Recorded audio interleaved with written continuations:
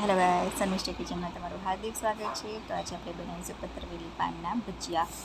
તો એકદમ ઝંઝટ વગર એકદમ સરળ રીતે બની છે. એ રીતના બેસન લગાડવાની ઝંઝટ પણ નહીં રહે તમારે, અને ઝટપટ પણ બની જશે. એવો મસ્ત એવો નાસ્તો બનાવીશું. તો ચાલો એને સ્ટાર્ટ કરીએ આની રેસીપી. તો આ રીતના જો પતરવીના પાનને સારી રીતના ધોઈ લેવાના, અને આ રીતના એક જ નસ કાઢવાની રહેશે એને. જો આ રીતના બાકીની કાઢવાની પણ તમારે નહીં જરૂર પડે. આ રીતના ગોલ ગોલ એનું બીજા જેવું વારી લેવાનું રહેશે, ને એકદમ ઝીણું ઝીણું એને સમારી લેવાનું. આ રીતના જો એકદમ ઝટપટ બની જાય છે. જો આ રીતના તમારે એકદમ નાનું નાનું ઝીણું ઝીણું સમારી લેવાનું. બીજા બધા પાન આ જ રીતના તમારે કાપી લેવાના રહેશે. જો આ રીતના બધા પાન આપણે કાપીને મારા રેડી થઈ ગયા છે, કાપી લીધા છે. હવે એક બોલમાં આપણે એને લઈ લઈશું, અને એમાં આપણે મસાલા ઉમેરી દઈશું. તો જો સ્વાદ પ્રમાણે આપણે મીઠું ઉમેરી દઈશું. કશ્મીરી લાલ મરચું લીધું છે અહીંયા મેં, તીખાસ પ્રમાણે તમારે લેવાનું રહેશે. થોડો ચપટી જેટલો ગરમ મસાલો ઉમેરીશું. ધાણા જીરું પાવડર, થોડા મસાલા વધારે નાખવાના, કારણ કે આપણે એમાં લોટ ઉમેરીશું એટલા માટે. થોડી ચપટી જેટલી હળદર ઉમેરીશું. અને અહીંયા મેં આદુ મરચાંની પેસ્ટ લીધી છે. 3 થી 4 તીખા મરચાં લીધા હતા. તમે તીખાસ પ્રમાણે તમે લઈ શકો છો. તલ ઉમેરી દઈશું. 2 થી 3 ચમચી જેટલા આપણે તલ ઉમેરવાના. ગોળ ઉમેરી દઈશું. ગોળની જગ્યા પર તમે અહીંયા ખાંડ પણ ઉમેરી શકો છો. મેં અહીંયા આંબલીની ચટણી લીધી છે. તમે એની જગ્યા પર લીંબુ પણ ખટાશ માટે ઉમેરી શકો છો. પણ આંબલી અને ગોળને સ્વાદ ખૂબ જ સારો લાગે છે. 1 વાડકી જેટલો અહીંયા મેં બાજરીનો લોટ લીધો છે, અને 1 વાડકી જેટલો બેસન લીધું છે. તમે એને વધારે ઓછું કરી શકો છો.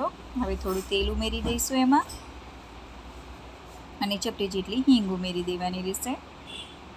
હવે એને મસાલા, લોટ અને ભાજી, આપણી પતરવીના પાનની ભાજી એકદમ સારી રીતે મિક્સ થઈ જાય એ રીતના તમારે એને મિક્સ કરી લેવાનું, અને એનો આપણે એક લોટ બાંધવાનો રહેશે.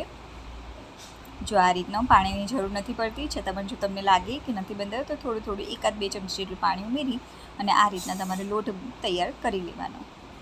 હવે ઇડલીનું જે કુકર આવે છે એમાં આપણે જે કાણાવાળી ડીશ હોય એમને આપણે તેલથી ગ્રીસ કરી લઈશું, અને આપણે સ્ટીમ કરવા મૂકી દઈશું એને. હવે જે આપણે લોટ બાંધ્યો છે અળવીના પાનનો, એમાંથી નાના નાના આ રીતના જો બોલ વારી લેવાના. કેટલા સરસ લાગે છે. જો મંચુરિયનની યાદ અપાઈ દે એવા બોલ લાગે છે ને, ખાવામાં પણ ખૂબ જ સ્વાદિષ્ટ લાગશે. તો બધા બોલ બનીને હવે રેડી છે આપણા. જો તમે જોઈ શકો છો, બાળકો પણ ખુશ થઈ જાય એવા મસ્ત લાગે છે. હવે સ્ટીમ કરવા મૂકી દઈશું એને આપણે. આ રીતના એક એક કરીને તમારે એને ગોઠવી દેવાના રહેશે. હવે એને ઢાંકીને આપણે 10 મિનિટ જેવામાં તો થઈ જશે. મીડિયમ ટુ હાઈ ફ્લેમ પર તમારે એને 10 મિનિટ જેવું સ્ટીમ કરવાનું રહેશે. બહુ ઝટપટ બની જાય છે, વાર પણ નથી લાગતી. સવારમાં નાસ્તામાં પણ વાંધો ના આવે. તો જો કેટલા સરસ ફૂલી ગયા છે, તમે જોઈ શકો છો કેટલા સરસ લાગે છે. સ્વાદમાં પણ ખૂબ જ સરસ લાગશે. તમે જરૂરથી ટ્રાય કરશો. હવે આપણે એને કાઢી લઈશું એક પીસમાં. તમારે વઘાર ના કરવો હોય ને એમને ખાવા હોય તો પણ ખૂબ જ સારા લાગે છે. આજે આપણે એને વઘાર કરીશું. તો એના માટે એક પેનમાં તેલ લઈશું થોડું, અને એમાં તલ ઉમેરી દઈશું, અને ચીલી ફ્લેક્સ ઉમેરી દઈશું. તમે અહીંયા લીંબડી એવું બધું પણ ઉમેરી શકો છો, તમને ભાવે તે ઉમેરી શકો છો. અને હવે જે બોલ રેડી કરીએ છીએ તે ઉમેરી દઈશું, અને સારી રીતના એને સાતળી લેવાના રહેશે. 3 થી 4 મિનિટ જેવું મસ્ત એકદમ શેકવાના રહેશે તમારે. તો એકદમ ક્રિસ્પી જેવા થઈ જશે, ને ખાવામાં પણ ખૂબ જ સ્વાદિષ્ટ લાગશે. જો કેટલા સરસ દેખાય છે.